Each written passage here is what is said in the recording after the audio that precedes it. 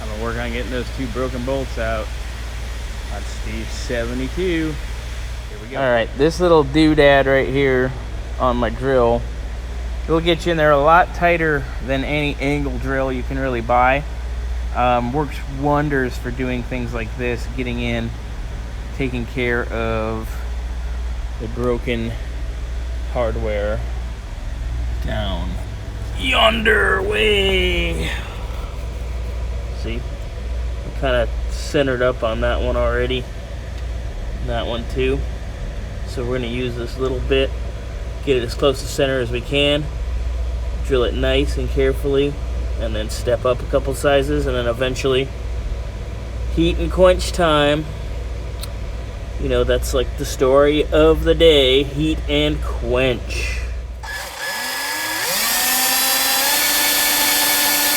Drilling, drilling, drilling. Got our back hole drilled. Got our 1/4 inch, we have it up to a 1/4 inch hole. Got our 1/4 inch extractor in there. It's not budging, obviously. So, heat and quench, here we come. I've already done a little heat and quench. And we put the 1/4 inch extractor in there, and it actually stripped itself out of the bolt itself, telling me that the bolt is soft. Anyway, so we're gonna give it a little heat, give it a little quench, give it a little heat, give it a little quench. Continuing on here on Steve's 72, we've been drilling and drilling. Look at that. Get her to focus. There you go. That's drilled. This side's also drilled pretty good.